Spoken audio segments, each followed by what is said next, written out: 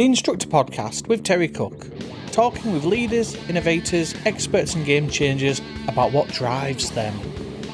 Welcome to the Instructor podcast. This is a show that helps you become an even more awesome driving instructor and run a better driving school. As always, I am your guide on this journey, Terry Cook, and I'm delighted to be here, but even more delighted that you have chosen to listen because we are back with another edition of the 6 for 60. And not just any 6 for 60, but a very special one because rather than the usual ADI Avengers, I have got together a very special Road Safety Justice League. That's right, 6 people from across the road safety world who spend their lives thinking about risk, behaviour, young drivers, systems, data, and all the stuff that actually keeps people alive once the L plates come off. And today, they're answering questions on things like the new UK road safety strategy, but more importantly, we're getting to where driving instructors sit in all of this, not just as people who help someone pass a test, but as one of the few professionals who get real, uninterrupted time with new drivers at the exact moment that habits are being formed. Well, there's challenge in here, there's a little bit of disagreement, and there's a lot you can take straight into your lessons, especially if you care about creating drivers who think, not just drivers who pass. But just a quick one before we dive in. If this is your kind of thing, you'll get a lot out of the IPP membership. It's where we go deeper into performance, psychology, decision-making, and the why behind what we do. It's not just ticking CPD boxes, but actually becoming better instructors. Now, you can join, you can dip in and out. There's no tie-in, there's no pressure. And if you're interested, head to patreon.com/instructor or use the link in the comments. But for now, let's get stuck into the show. So we are back with the latest incarnation of the 6 for 60, which I have opted to drop the ADI Avengers, who are regularly on this, and I have instead opted for the Road Safety Justice League. So I'm delighted to be joined by 6 of the best road safety professionals around, and as always, I like to kick off with a nice little no context question. But before I give that no context question, I also want these guys to just give a very, very brief description of who they are for those of you who may not be aware. So, the no context question today is quite simply, in a maximum of 2 words, describe driving instructors. So we're going to come to Ollie Taylor first. Ollie Taylor, in a maximum of 2 words, describe driving instructors and then give us a very brief description of who you are. So, my 2 words for driving instructors are varied and interesting. And I'm Ollie from The Honest Truth, former police officer, spent half my career, about 14 odd years in roads policing, and now head up the Honest Truth Road Safety campaign on behalf of First Car Limited. Excellent, varied and interesting. Rebecca Morris, 2 words to describe driving instructors and then tell us who you are. Hi, driving instructors, very important. Rebecca. I've been working in road safety marketing and PR for the last 21 years. And I work with a number of organisations across all areas of road safety. One very important project for me is the Protect Young Drivers movement, which I am really proud to be working as part of. I always forget these no context questions because my rule is that I can't ask for any reason why. So now I've just got to skim over them. But, Ian Edwards, what are your 2 words to describe driving instructors and tell us about you? Okay, hardworking. I can say that because I've been in road safety for 35 years, and for 10 years of that, I was an active driving instructor, so I know how hard they work.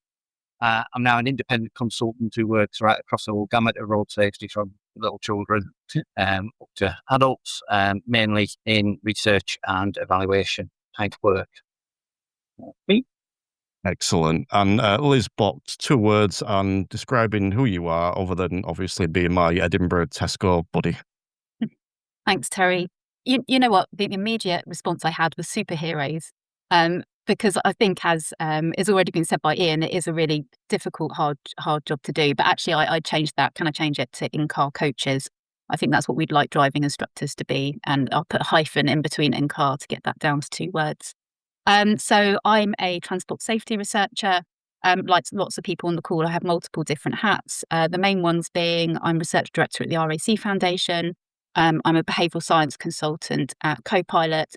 And I also run ECM Research Solutions, so doing road safety research and evaluation, intervention design. Every driving instructor that listens to this will be annoyed you didn't leave it as superheroes. So if either of the next two guests want to go with that, they can do. Stuart Lovett, your 2 words and a little description. Okay, I'm calling them trusted friends. Yep. So, Stuart Lovett, 38 years today, I joined the civil service. I joined Customs and Excise, and latterly I worked for National Highways as the strategic road safety lead. Retired just over 3 years ago when I took up my new role here at Tyre Safe as chairman. And Tyre Safe is the road safety charity dedicated to raising awareness of tyre safety. And that's what I'll be focusing my answers around today. Smashing. And then last but by no means least, Ian Greenwood. My 2 words are challenging, as in challenging, well to do, challenging and undervalued. So my name's Ian Greenwood. I come with 4 hats, really. So my first one is I had a career in the NHS as a clinician and then as a NHS manager. Then I did some research in academic work, which I still do. Thirdly, I'm a victim of road death, where my 12-year-old daughter Alice was killed in a young driver collision. And my other daughter was seriously injured, who's now fine. I always forget to say that bit. And lastly, I now commentate on all things to do with road safety. I am taking that word challenging to mean many different things because it's appropriate for every single one. All right, let's move on to the main batch of questions. And we're going to be coming to you first again for this. Ollie, you'll have 60 seconds to answer. And I think this is quite pertinent because we've obviously had the new road safety strategy released recently. So the question is simply, what does the new road safety strategy get right and or get wrong? What does the new road safety strategy get right and or wrong? Your 60 seconds, start now. I think one of the things that they've absolutely got right is the proposal for a minimum learning period, to get away from this idea of 0 to hero in 5 days. So these kind of intensive courses where you've got 5 days of intense learning, you don't get any experience on the road in those 5 days. You don't get experience of different road types, conditions, different times of day and things like that. So I think that's something they've absolutely got right. I think they've also got right the proposal to lower drink drive limits as well. I think that's something else that they've got absolutely right, and that's long overdue. I think one of the biggest issues they potentially missed or an opportunity they've missed is around a complete overhaul of the penalty point system. I say that as a former police officer, and I know there are many, many drivers out there who have got way more than 12 penalty points in their licenses. Yes, people can claim extenuating circumstances, but not time after time after time. 12 points, your license is gone, basically. That should be that clear cut. Oh, we're going to have some fun today. Excellent answer. Rebecca Morris, same question to you. What does a road safety strategy get right or wrong?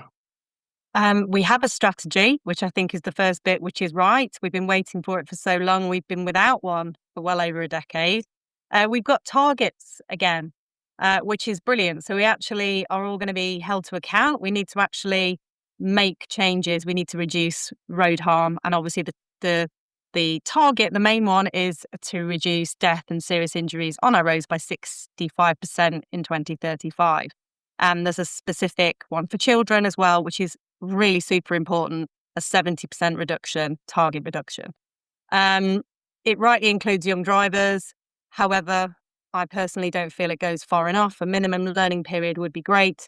But we've got so much evidence which shows we need to do so much more to protect young lives being lost and to reduce road harm overall. That's it from me.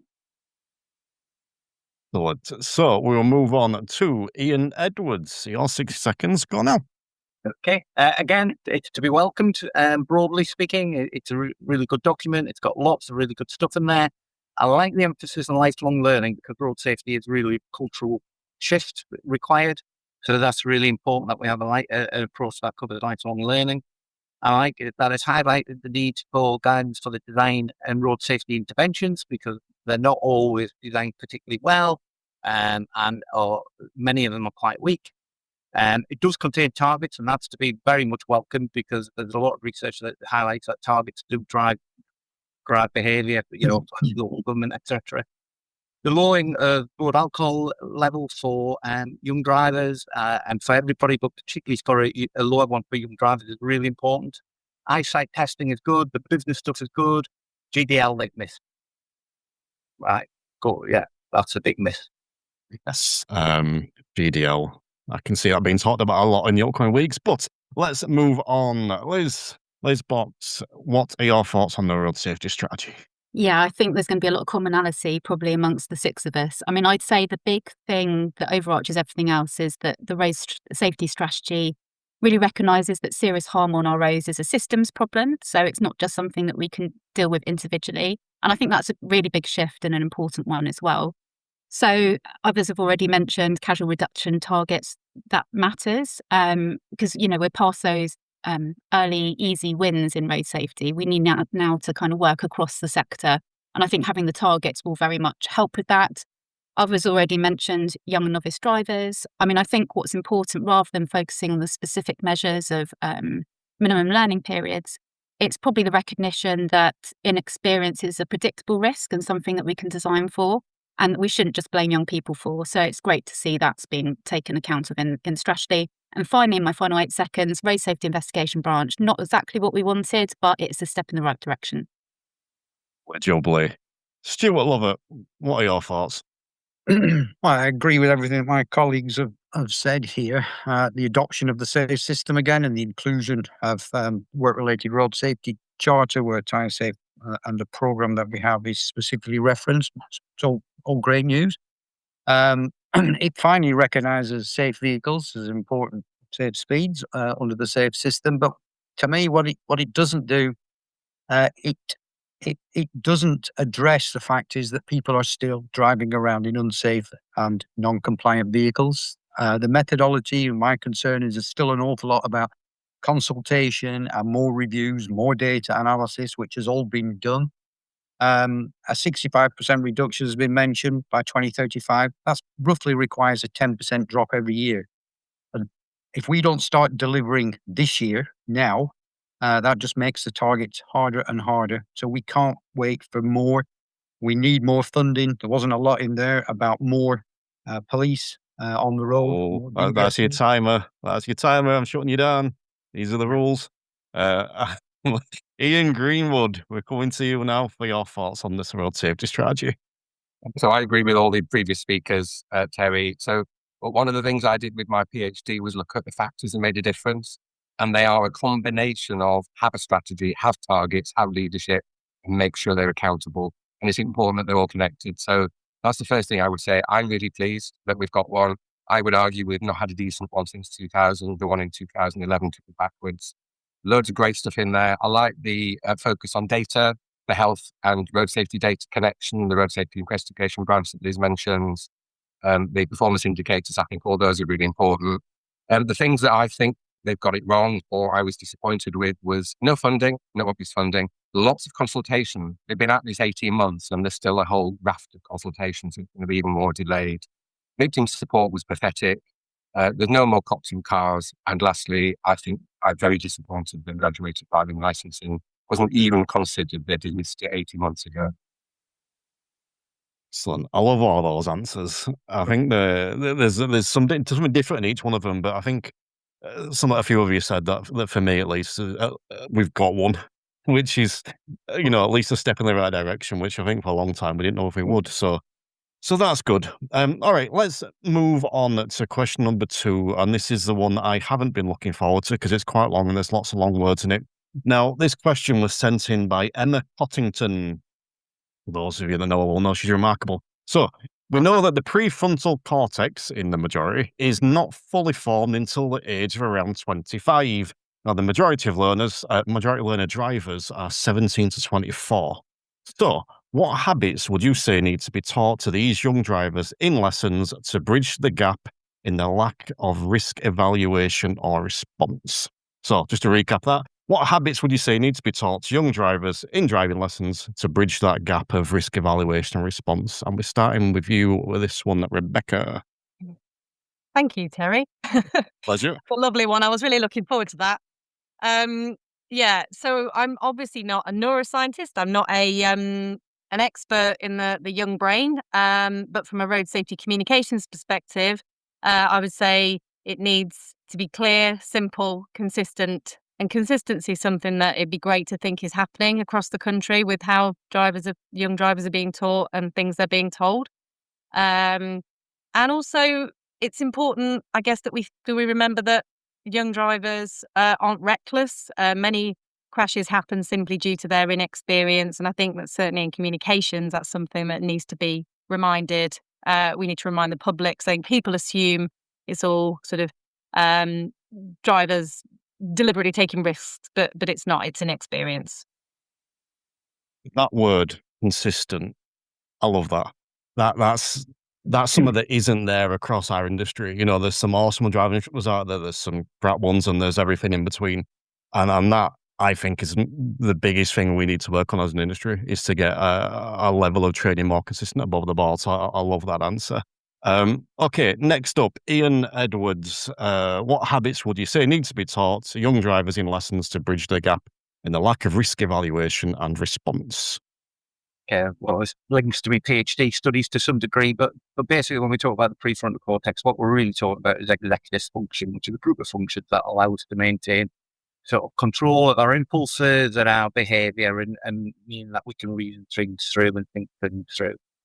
And once you recognise that, then it becomes really quite obvious what young people need to do to maintain their executive function, and that is not to impair it, which basically means, to think about the impact that, distraction, peer pressure, drugs, alcohol, fatigue will all have on that, because your impulse control reduces, with alcohol, for example, first thing that goes is your impulse control. With alcohol, any other depressant will have to follow the same format. So really, it's about getting the messaging right about those things and help people to understand what they do.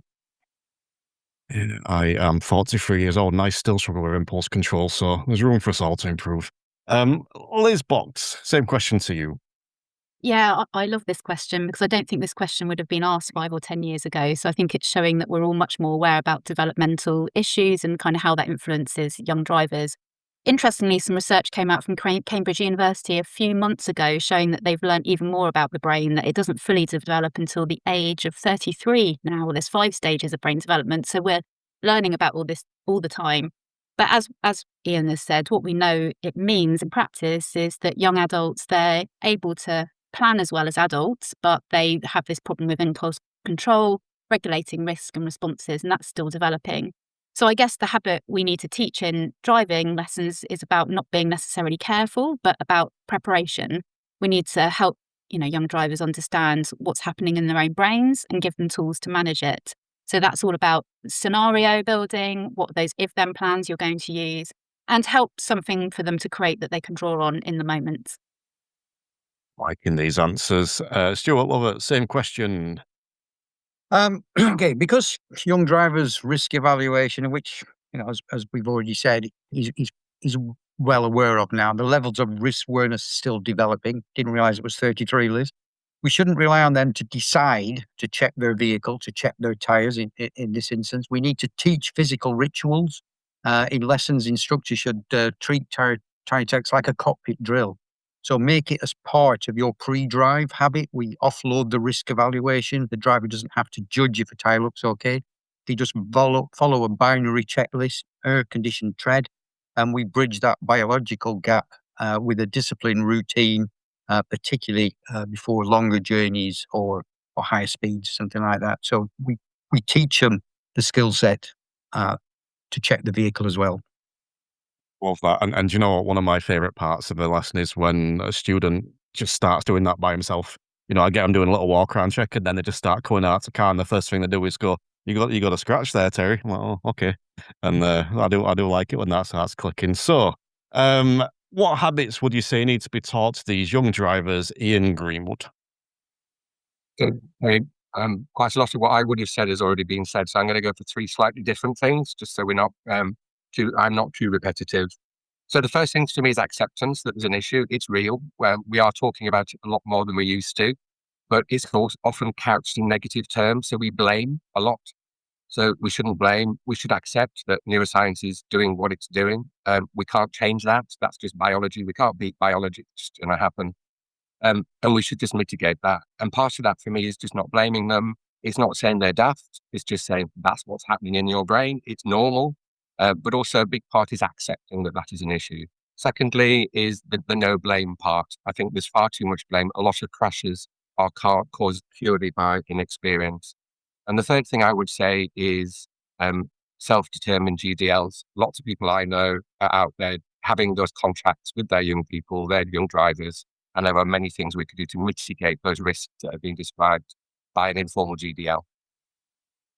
Well, you're right. Just because the government doesn't believe in GDL doesn't mean no one else has to. So, last but by no means least, Ollie Taylor. So for me, it's about encouraging that link, so that causational link between decision making and outcome. So by getting them young drivers to understand far more about the outcomes of the decisions they're making and make a risky decision, you're going to get a poor outcome. Good decision is going to be more likely to be a good outcome. So making those far greater emphasis on those causational links. But also, somebody's already mentioned about scenario-based training. Now, what would be really good to see is young people calling out bad behaviour amongst their peers in a car as well. They're more than happy to call out bad behaviour in many other areas of their life. They don't seem quite so ready to do it in a car. They feel it's not the place to do it. Whereas actually, if we can get through instructor training, through scenario-based training, get instructors to actually, in a really controlled environment in a lesson, to actually behave like a mate might well do in a car. Get them to develop a strategy for calling out bad behaviour in a car. Yeah, so that has just given me an idea for question number 7. So you're all stopping on an extra 10 minutes there, my friend.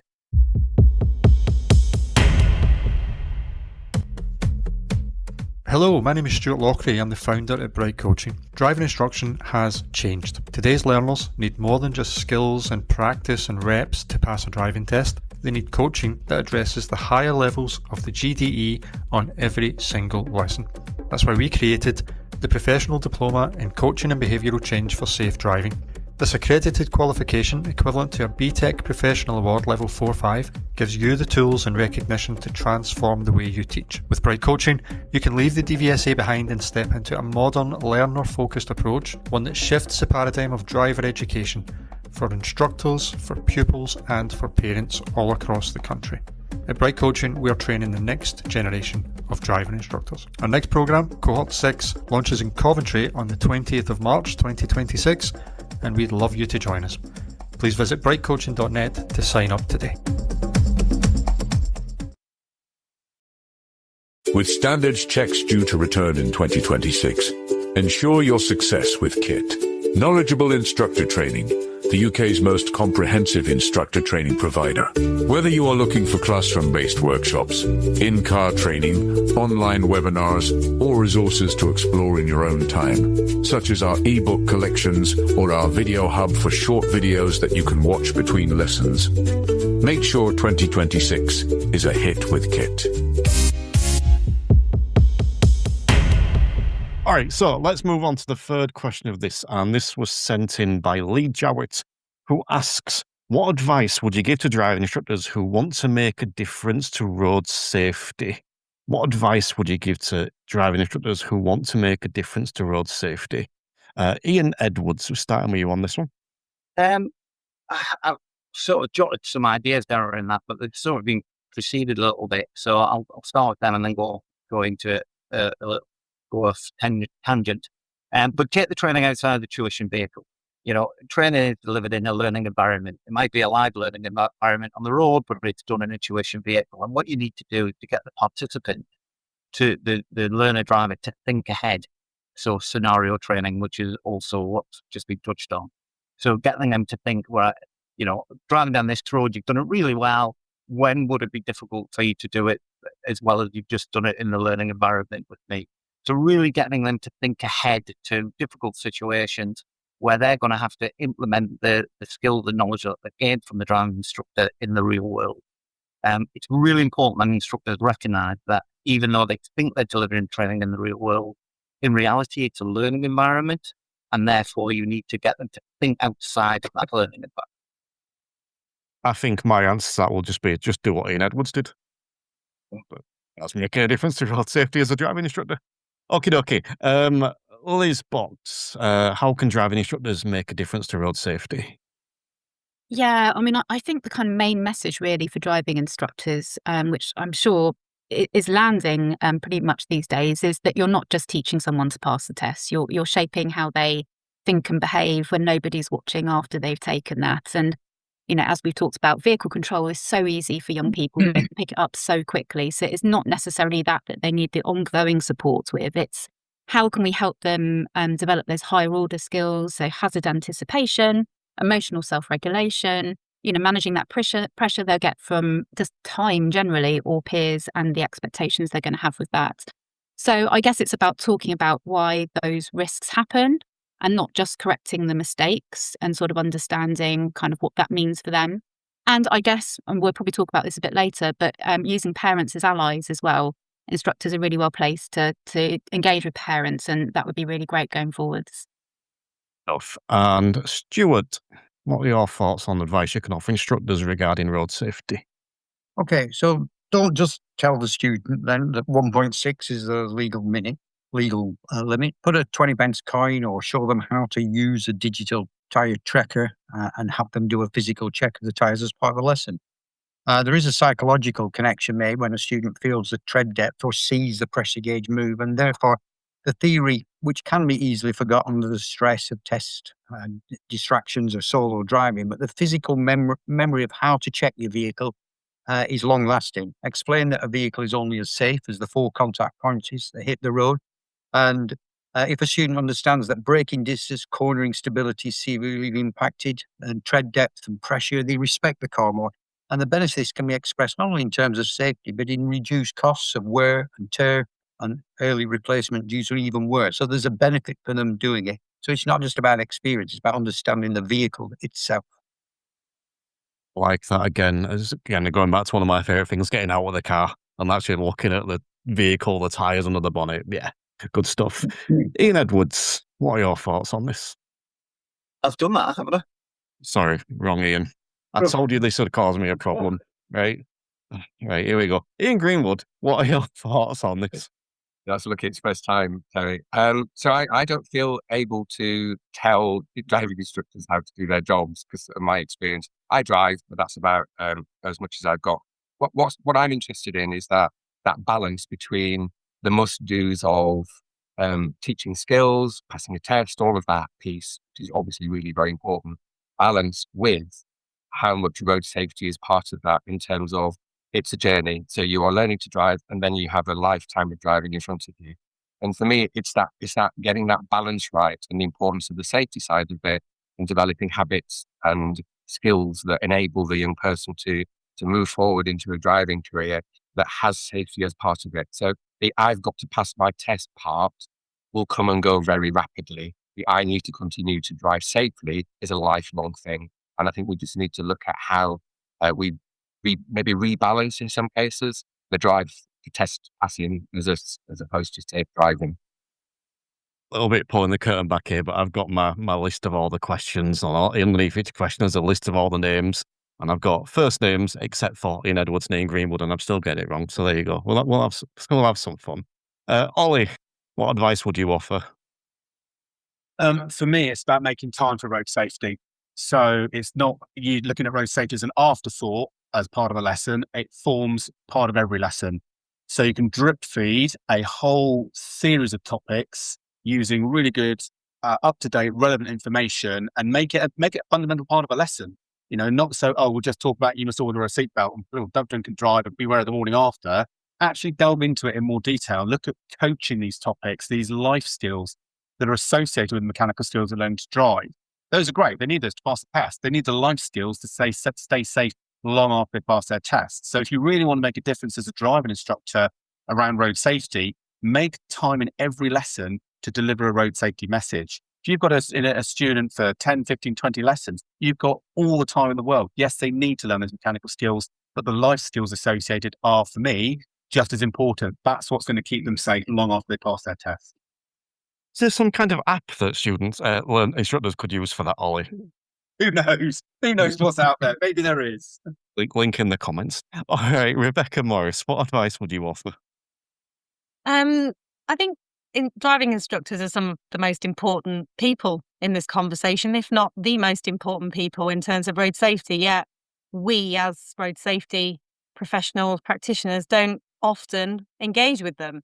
And when we do, it's very forthcoming, passionate individuals like yourself, Perry, and others that I could mention as well. But really, it should be a more integrated kind of system where we're actually all talking all the time, or in an ideal world.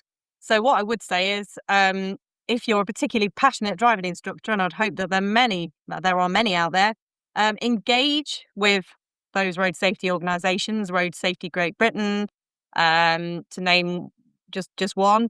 Go to events, webinars, follow them on social media, mailing lists. Just try and be part of this community.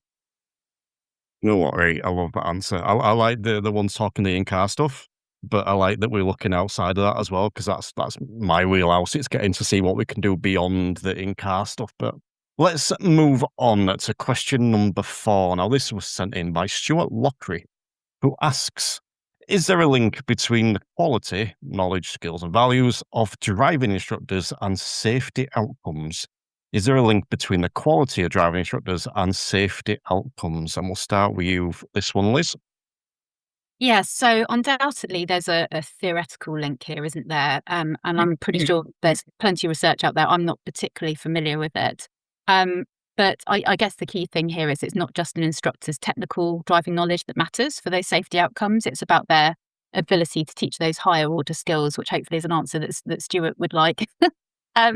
But, we know that driving instructors vary in how much they focus on the things we know in research are so important, like hazard anticipation, decision-making, how to manage your emotions, how to manage with self-control.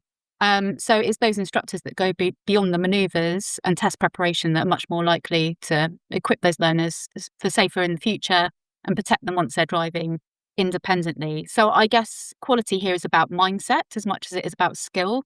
And I guess instructors who see themselves as safety educators, not just test coaches, are more likely to influence their behaviour in the longer term. Quality is as much about mindset as it is skill. I like that phrase. Stuart, do you think there's a link between the quality of driving instructors and the safety outcomes?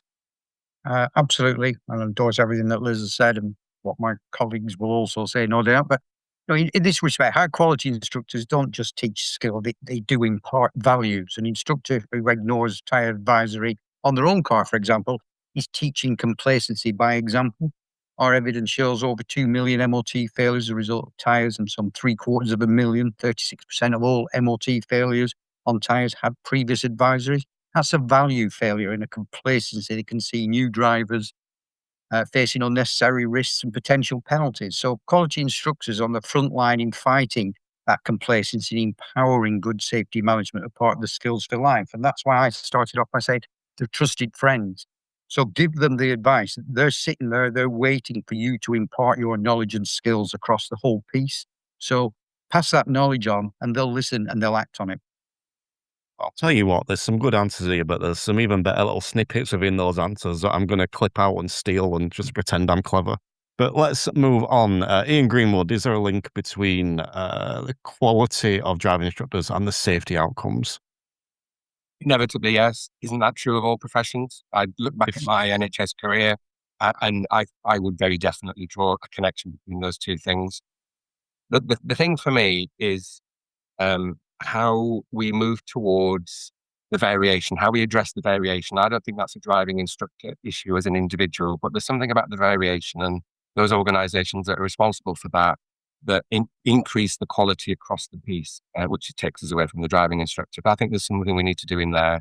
And the second thing I would say is this whole thing about a road safety educator. So moving away from, yes, we can get you to pass your test, but it's that wider piece of engaging with how driving instructors actually move towards a more technocratic, if I could use that language, towards a more educational and more willingness to engage with that agenda. Music to my ears, some of this stuff today. Music to my ears. Ollie Taylor, you're up next. Yeah, I agree with everyone who's spoken so far that I think there is an absolute link there, particularly around values. I think, people's individual values are going to reflect how they then impart those values onto their students. Now, yes, instructors should all be of a standard. There should be a consistent standard of instructors.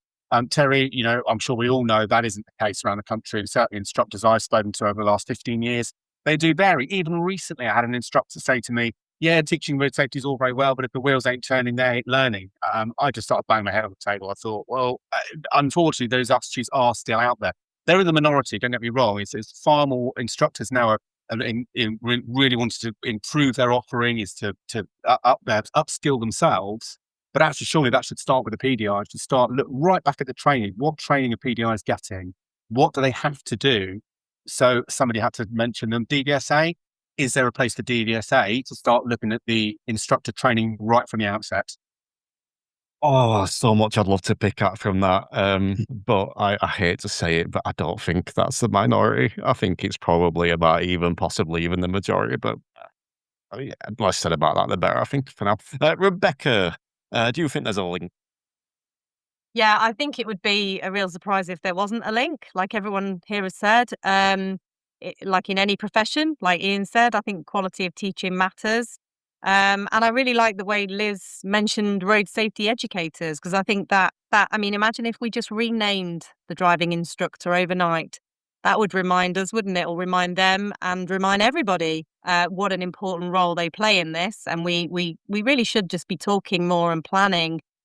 And that consistency, I really just think what can we do? What can we do to make sure that there is that consistency going forward? So a bit like the national curriculum, how can we ensure that our new drivers, our novice drivers are learning the same and the right things, being taught the right things and not just getting through the test? And I think just safety needs to be normalised as part of that. I wondered if we should rename driving lessons to road safety lessons, but I don't think it'll catch on. Ian Edwards, what are your thoughts? I think this is the most difficult question, actually, out of the ones we've been given. And it's difficult for me to answer, one, because I want to answer it personally, and I want to answer it as an academic. So personally, I've been highly involved over many years in trying to improve instructor standards. So involved in the Hermes project that brought coaching into the UK, and it also brought client-centered learning. So I've been very active in this area for many years. Not perhaps as much over the last 5 or 10, but certainly before that, I was very active in it.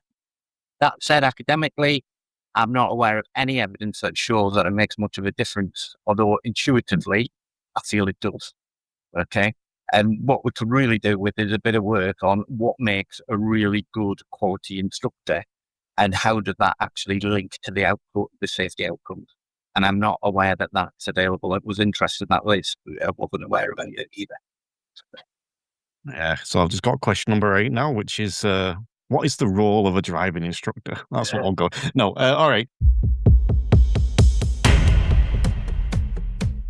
Hello, my name is Stuart Lockery. I'm the founder at Bright Coaching. Driving instruction has changed. Today's learners need more than just skills and practice and reps to pass a driving test. They need coaching that addresses the higher levels of the GDE on every single lesson. That's why we created the Professional Diploma in Coaching and Behavioural Change for Safe Driving. This accredited qualification, equivalent to a BTEC Professional Award Level 4-5, gives you the tools and recognition to transform the way you teach. With Bright Coaching, you can leave the DVSA behind and step into a modern, learner-focused approach, one that shifts the paradigm of driver education for instructors, for pupils, and for parents all across the country. At Bright Coaching, we are training the next generation of driving instructors. Our next programme, Cohort 6, launches in Coventry on the 20th of March 2026, and we'd love you to join us. Please visit brightcoaching.net to sign up today. Worried about your Part 3 or standards check? Can't seem to get it right? Knowledgeable Instructor Training have the kit that you need. Classroom-based CCL workshops, our 2-day in-car rescue kit, and our video hub are specifically designed to not only help you to pass the tests, but to also give you what you need to deliver great CCL lessons. Whatever it is that is the missing bit, Knowledgeable Instructor Training has the kit for you.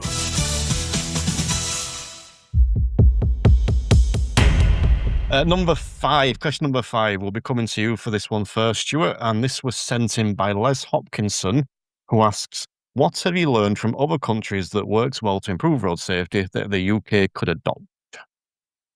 Okay, good question. Other countries, and in particular, I'm thinking of Northern European countries, treat the vehicle safety and tyre safety management much more seriously than we do.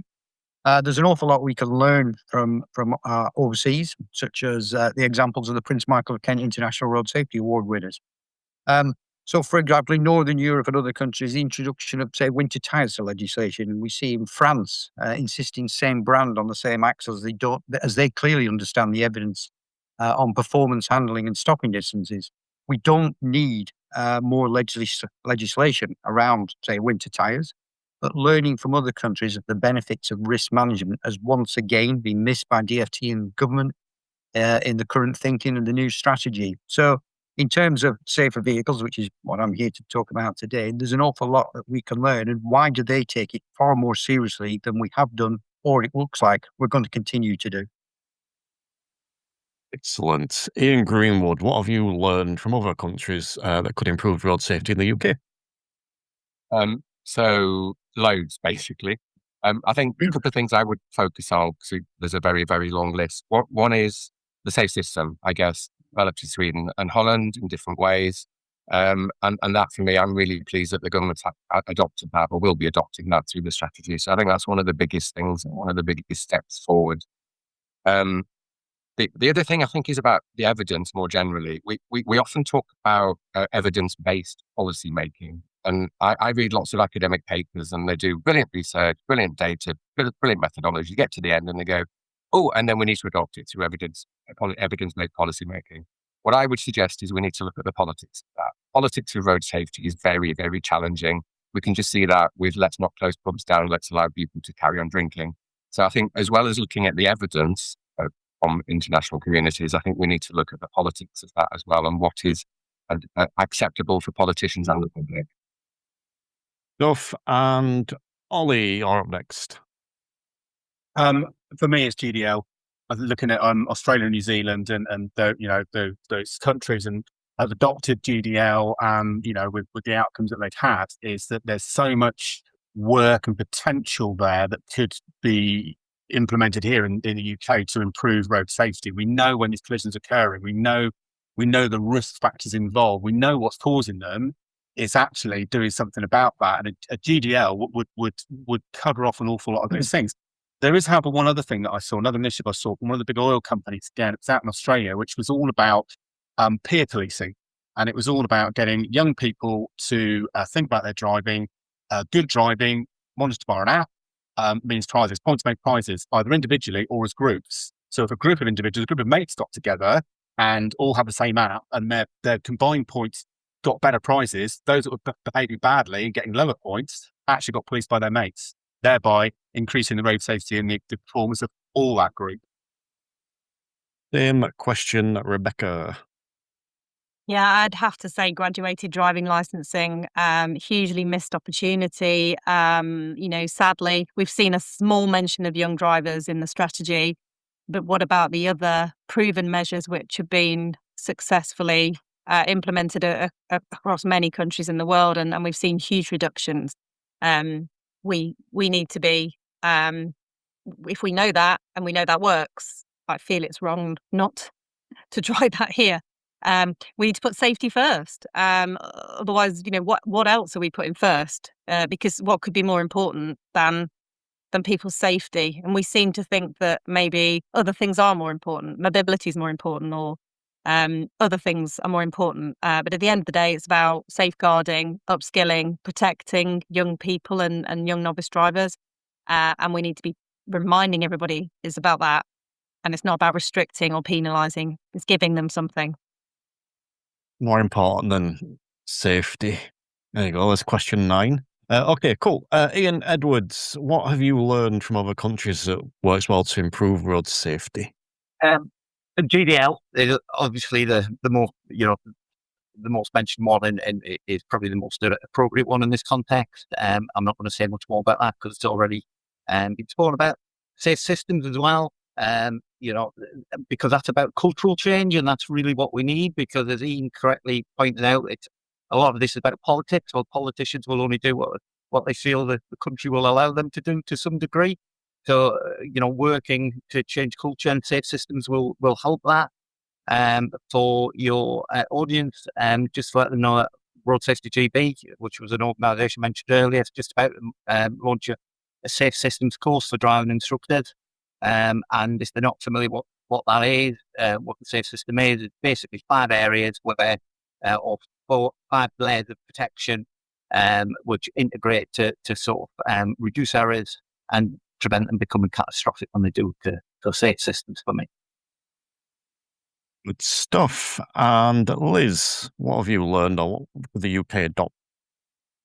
Well, I think, as everybody else has already said, there's a huge amount that we could be learning from other countries. And actually, we're not very good at doing it. At the RAC Foundation, we've had people from the US and Australia come out quite readily to come and talk about what's happening elsewhere. I think we need to get better at going and looking outwards to what others are doing. And thinking about young drivers specifically, often the pushback we get, obviously many people here have rightly said about GDL being the key thing that we could learn. But often people say, well, will it work here? It works well everywhere else, but we're different. I think I would say, we know from the science that adolescence is biologically based and it's conserved across cultures. So it is an issue that we all face and we should be looking at elsewhere, kind of what works. Personally, obviously, I've been doing some work in parental interventions recently. I was looking at studies from the US, Australia, Israel, Denmark, and across Europe. And, the message there is remarkably consistent that parents, we need to actively support them and give them the tools to do that. And there's some great international evidence for that. The UK, or more specifically England, isn't good at taking advice from foreign countries. Who'd have thought it, huh? Okay, last question. And I think I've not worded this one brilliantly, but I'm going to read it as I wrote it, and I'll let you guys interpret it as you see fit. What's missing from the road safety sector that we're still not doing well enough?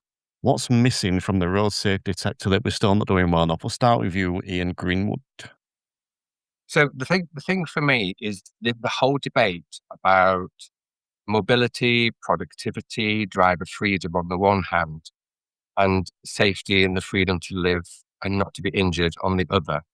And you can use different language. So we talk about accidents and it's therefore unavoidable versus it's a collision and it is preventable.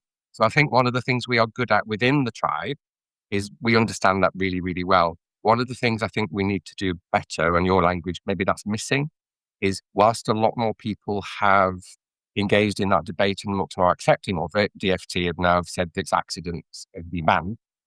Really good. Other organisations have as well. I think we need to try harder to persuade the usual suspects out there that actually crashes, collisions are preventable and unacceptable, rather than, we need to get to the pub. Again, telling an Englishman that he shouldn't be going to the pub, we should prioritise something else. I think we're starting to see the problem. At the end, I was running out of time. Okay, Ollie, what's missing from the road safety sector, or what we're not doing well enough? For me personally, it's 2 things. One is investment, overall investment across all areas of road safety. So, actually investing in infrastructure, investing in education, investing in enforcement as well. Now, obviously, that parts back to my previous slide. So, put proper investment in place and also look at trying to, and it's sharing best practice. We're far, far better at sharing best practice than we ever have been, but I think there are still some pockets of parochialness. Parochialness, is that a word? Is it even a word? Whereby, people have got initiatives and they go, well, that's my initiative. And, no, you're not having it because that's what we do. Looking broader as well and looking outside the box, think outside the box as well. Look at things that just because we've always done something the same way doesn't mean we have to always do it that way. If there's something out there that's slightly out of left field, well, let's have a look at it. Let's see if there is a benefit to it. If there isn't, well, it's not a failure. It's just something that didn't work. Let's move on and try something that did work. But for me, investment is the big one. Rebecca, what's missing or not working within road safety? For me, it's Vision Zero. many authorities, say for roads partnerships, police have committed to Vision Zero. And we now have a road safety strategy, which is great, but it's not a Vision Zero strategy. And basically they are on their own. These organisations, these authorities that have got Vision Zero strategies, some want to eliminate deaths and serious injuries by 2040. That's not that far ahead. And if we aren't getting more support and more resource and more, financial support from government, then there's only so much they can do on their own. And whilst it's commendable and totally the right thing to be doing is saying that Vision Zero is the way to go, I do worry what it's going to mean by the time we get towards 2040.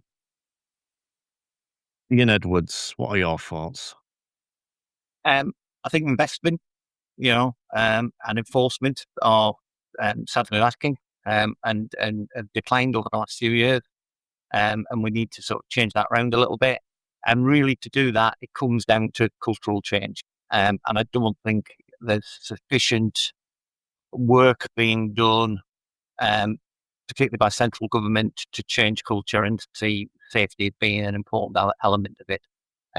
Speed, I think, is a good example of that. As soon as you touch a speed limit, people sort of, jump up and down and sort of see it as the world ended. Well, does it really matter if you get there 20 miles an hour or 30 miles an hour? You're going to get there a lot safer at 20. So I think that we need to be better at selling culture of safety and not, because in the past it's been sold as being a sort of, state intervention.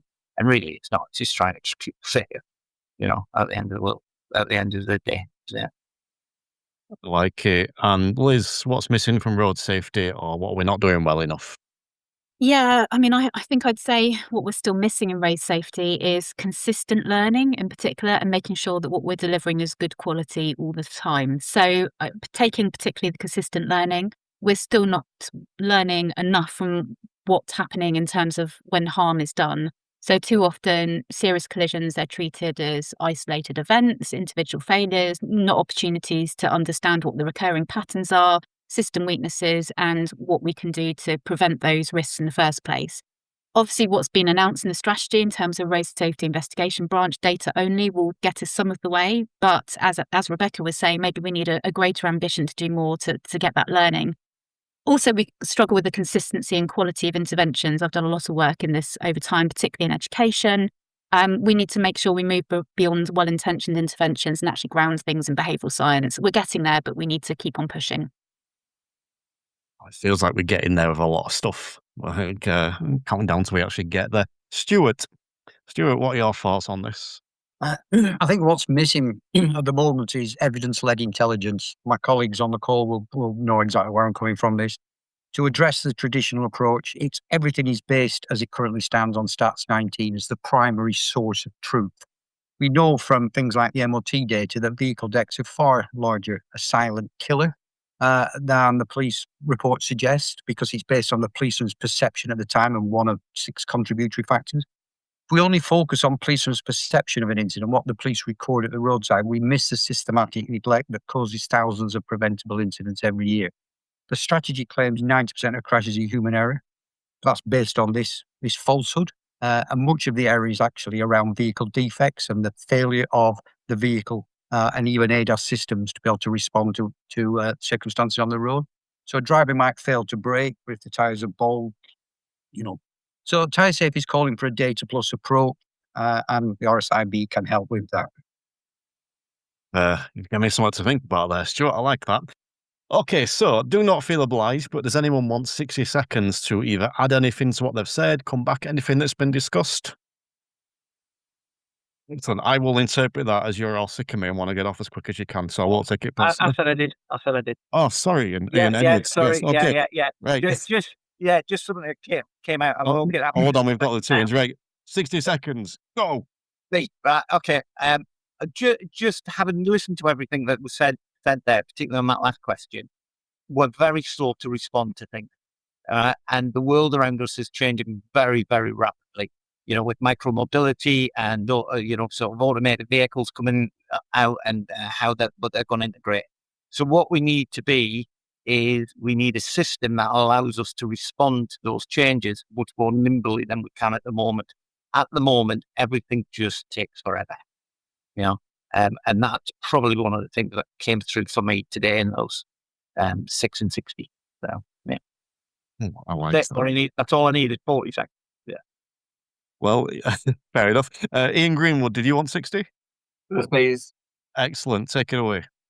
So I remain really positive about the road safety strategy, coming from the point of view that you can't swallow an elephant all in one sitting. And we've been at this, waiting for this since, I think, 2000, some say 2011, but that took us backwards. So I've got a prediction. So we've got a load of stuff in there. And we've also got a performance board that's going to be chaired by the minister. I think at some point they're going to be coming back and going, this isn't enough. And if I use young drivers as a really good example, 24% of all road deaths and serious injuries are young drivers. What's in there ain't good enough. And once they're starting to look at their reductions and their trajectories, I think they're going to be a problem. Are they going to come back for more? There's going to be a need for more. Yeah, I love a prediction, especially when it's recorded. So we'll see. Stuart, you're putting your hand up. 60 seconds. Have you got a prediction, or are you just sharing something? Well, a prediction. If you just carry on that last question, the prediction is that if we carry on doing what we've always done, usual thing, there is a reason why we've been plateauing out in terms of reducing road death for 15 years, because we keep doing the same things. And so it's building on this falsehood that Stats 19 is the primary source of truth, where we know it isn't. There is an awful lot of intelligence. A lot of this data is owned by us within the road safety community, but particularly it's owned by the government. So I've talked about MOT, failures and advisory, but let's look at the convictions. The numbers of convictions as police and even DVSA enforcement capability reduces. The number of convictions, the court data is showing that more people, the lack of fear of detection is growing. There's no potential consequence of this. So things like the fatal research investigation that National Highways have led on and we've utilised, but things like the investigation branch, we need to use intelligence across to better understand what causes. For 20 odd years, we've talked about what contributes. We need to be looking at, and the evidence is there, of what causes crashes. That's what we now need to focus on. There's been some passionate responses today. I'm always a fan of that. Anyone else want 60 seconds? Oh, Dr. Box, right. Take it away.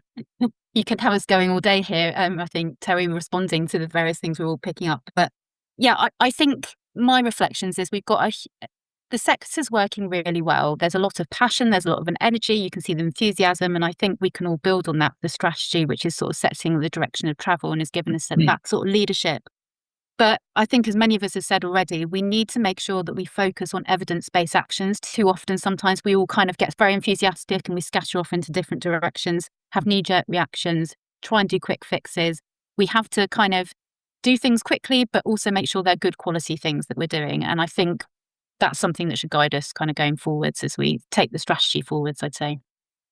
Let me give you an opportunity to wrap up. So I'll give you all 60 seconds. Take a minute to plug anything you want to plug or point people in whatever direction you want to point them in. So Ollie, we'll go to you first. I feel there may be an app worth mentioning somehow.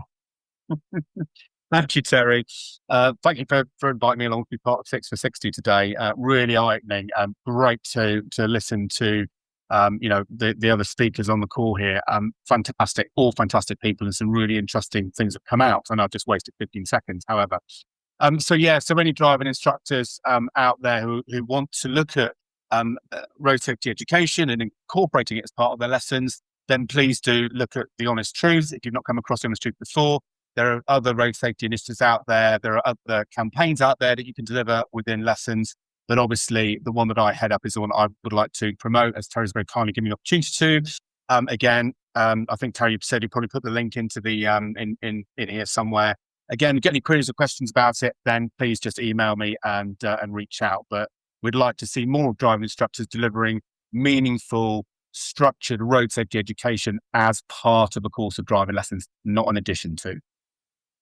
Yeah, links for anything anyone wants could go in the episode description for this. I will just say as well that if anyone wants to spend 15 seconds thanking me for coming on, they're more than welcome. This this year, 2026, is the last year of the Instructor podcast. Now, I'm doing some fun stuff, and that includes getting you lot on for a 6 for 60 special. So, Rebecca, take a minute to plug whatever you want to plug. I'd urge driving instructors, pupils, parents, anybody to go to protectyoungdrivers.com, which is a fairly new now still, website which brings together all of the information we've got out there, all the work, all the research, all the evidence we've got about what works to reduce young driver crashes and all the efforts and how many decades that's been going on for. Everything you could need to know, all in one place. No need to go off searching in loads of different places. And we're also looking for more and more stakeholders, of which obviously driving instructors are a very important stakeholder type, to support the site. So if anybody would like their name, their driving school, they're associated with the website in some way to show their support, and please do get in touch, and you can get in touch via the website. So it's protectyoungdrivers.com. Thank you. I reckon there might be a podcast somewhere that might want you to come on and talk about that, but that's for another day. Ian Edwards, do you want to take a minute to plug and promote anything you want? Not particularly overly engaged in the ADI sector as much as I used to be, but most of my work is for Road Safety GB, or a large proportion of it is. So if they want to look at some courses, some more development opportunities, there's lots of courses offered there as part of Road Safety GB. In particular, there's a course looking at aging drivers and the type, because we talk a lot about young drivers, but the other end of the spectrum is going to come through as well. And also the new course around safe systems, which will be launching fairly soon for API. So that's the Road Safety GB Academy website. So make sure you go to the Academy website. The course on the safe systems for driving instructors, I haven't seen it. I have had nothing to do with it, but now you mentioned it, I'm getting excited. So that's something I'll be keeping an eye out for. Liz, do you want to take a moment to promote anything or point instructors in a certain direction? Yeah, thanks, Terry. I think there's probably a couple of things that might be useful for instructors that will be coming out of the RAC Foundation over the next weeks, months.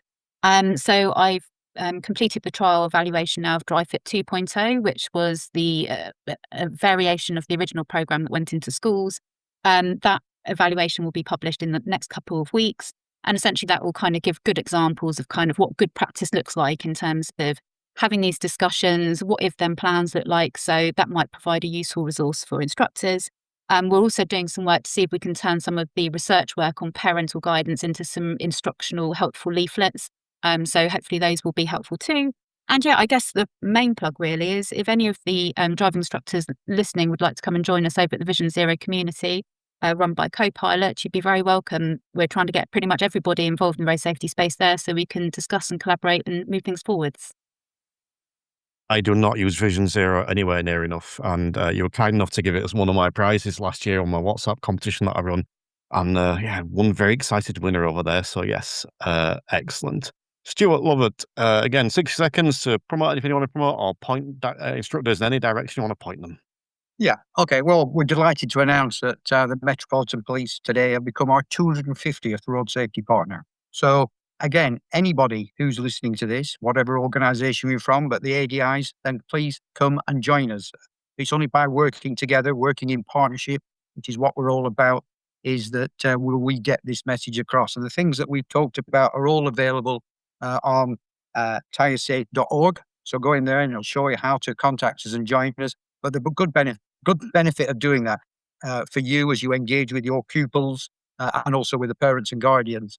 All our information is free. All our data, the research, the need for intelligence, our case for action is all on our website. We have material that you can use and it's all free. So just come and join tiresafe.org and help us to overcome this unawareness of the importance of tyres and tyre safety management. You did something last year that I was greatly appreciative of, and I don't think enough people do. And that was you reached out, just reached out and dropped me a message and said, I've not spoke before, but is there a way we can work together? And yeah, I appreciate that. And I think that as probably driving instructors more than the road safety sector, if you like, we don't do that enough. We're very insular. And I would advise anyone listening, just to any of the people here, not to pester them, but, a specific thing, reach out and don't be afraid to ask, because that's how I get these 6 wonderful people on this call. So, Ian Greenwood, 60 seconds to point instructors wherever you want to point them. Well, I'm supposed to be retired, so I'm not promoting anything. I'm not selling anything. If anybody's interested in what I write about, I write too much on LinkedIn. But I wanted to say something different. So it's not quite answering your question, Terry. So I want to say thank you, really. So it's too late for my Alice. She's forever 12. But actually, all the things that people on the call and those who listen to your podcast, thank you for what you're doing, because we can all really make a difference together to stop road death. And I don't think we say thank you enough to people like driving instructors and many, many others. So my message is, we can do so much better. We can stop road death. And thank you for everybody for what they're already doing. I mean, I can't speak for all driving instructors, but I will say thank you. Thank you for the thank you. It's greatly appreciated. But for anyone listening, definitely follow Ian on LinkedIn. No offense to anyone else on this call, but Ian is one of my favorite people to read over there. It's almost, I'm reluctant to say this, so I'm going to, almost a bit of a moral compass at times. I quite like it. So, yeah. Okay, cool. I just want to take a moment to thank you all for joining me. It's been an absolute pleasure. And I love the fact that not just you, there's a lot more people I could have invited on this call. It's not just you guys, but the fact that I'm seeing more and more of the road safety sector, I'm struggling with my word, but embrace the driving instructor community now, and vice versa.